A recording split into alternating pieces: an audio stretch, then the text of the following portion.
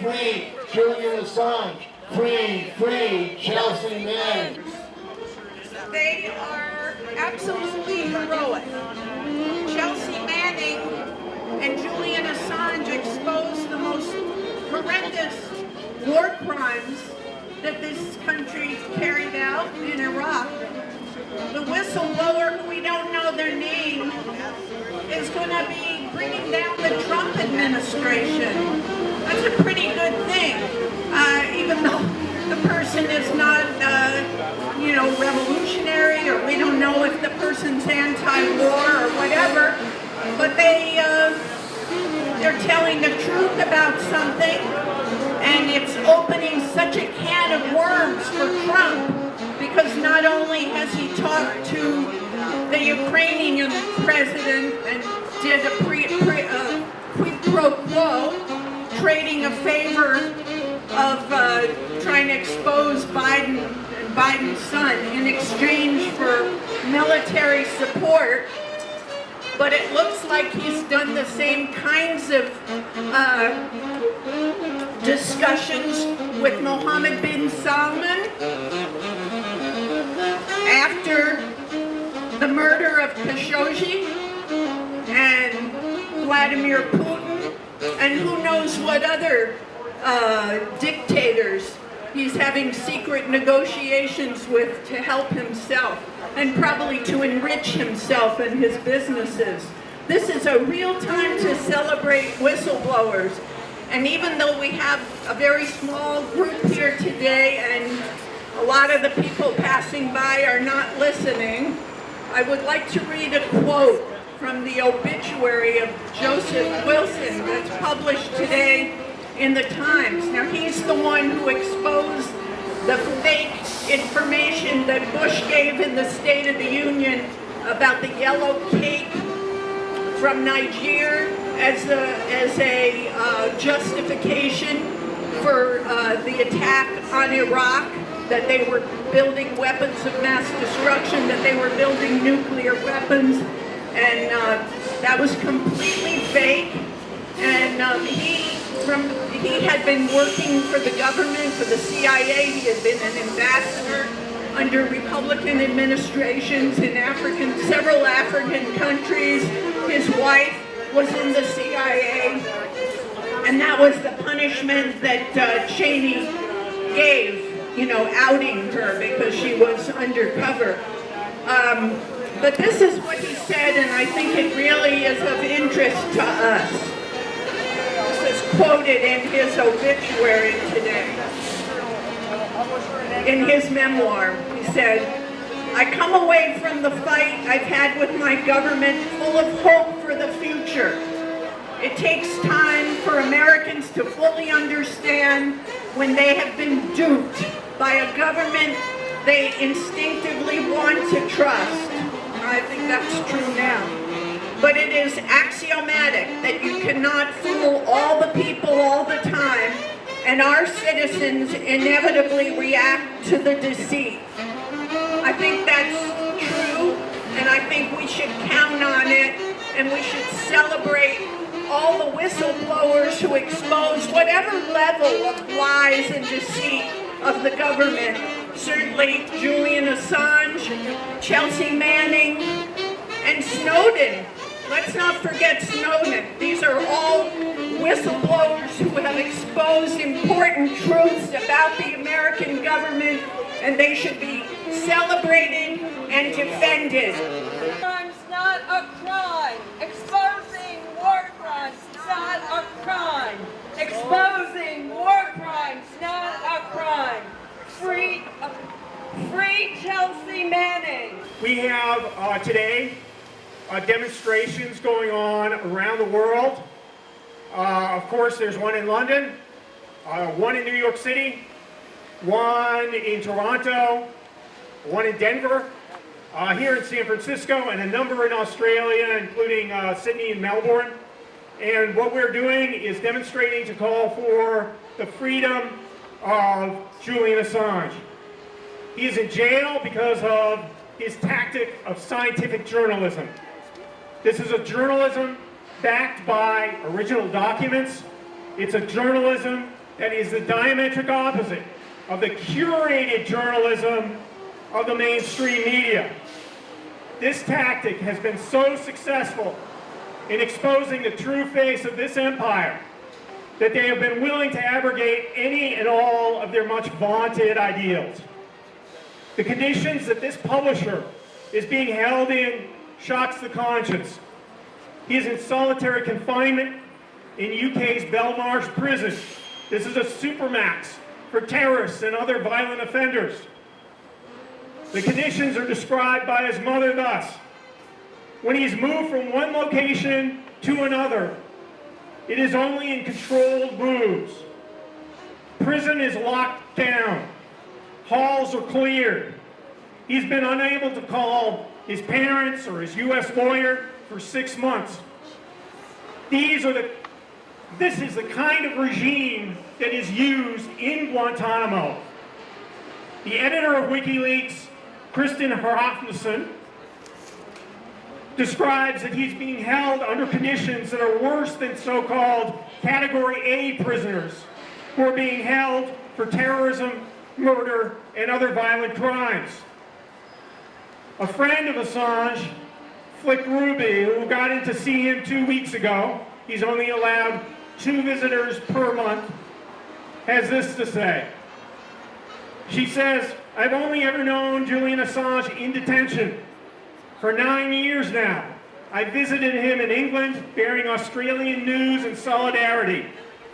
To Ellingham Hall, I brought music and chocolate.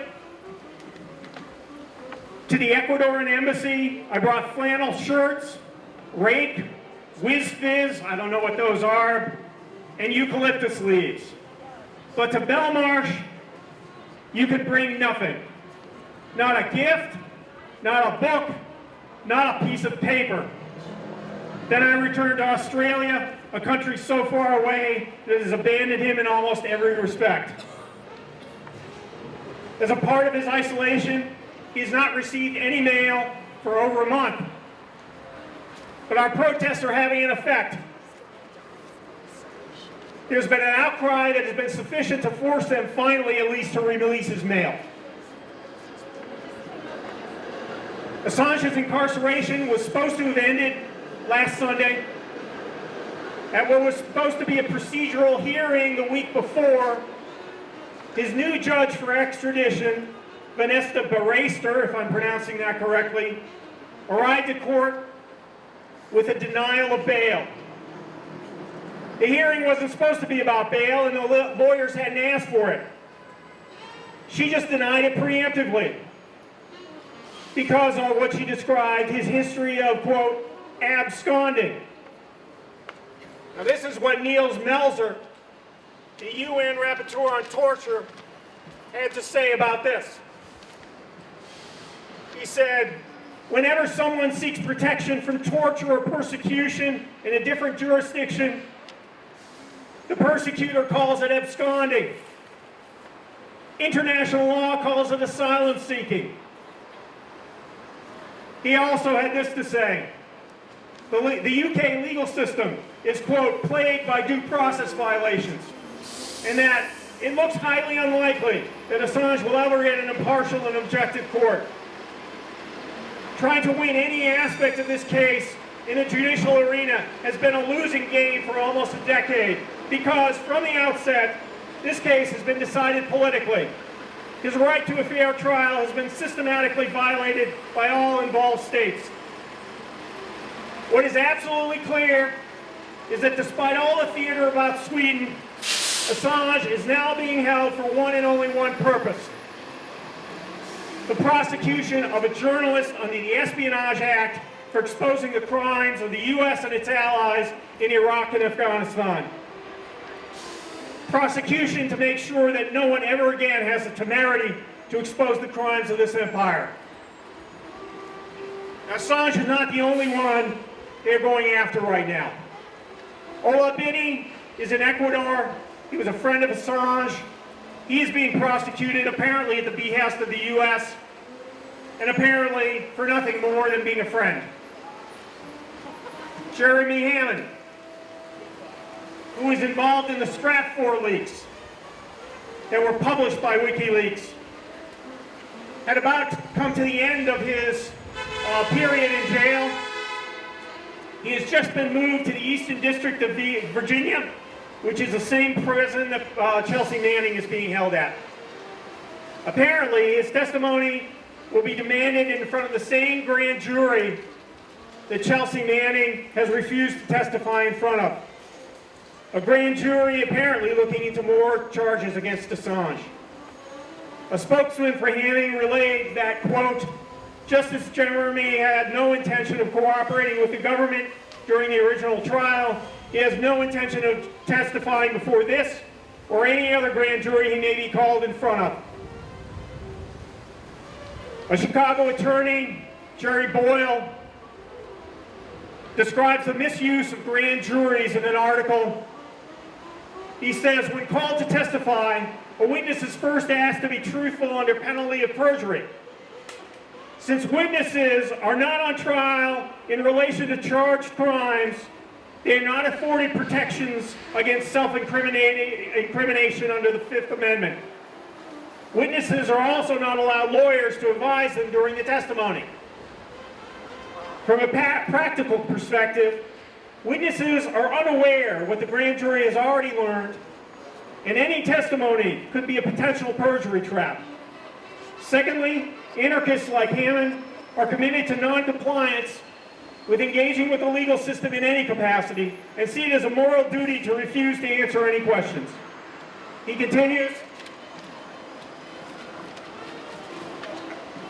grand juries were designed to be a check on the power of the state to charge crimes, but they have instead evolved into tools of state oppression. The secrecy surrounding grand juries illustrates the point.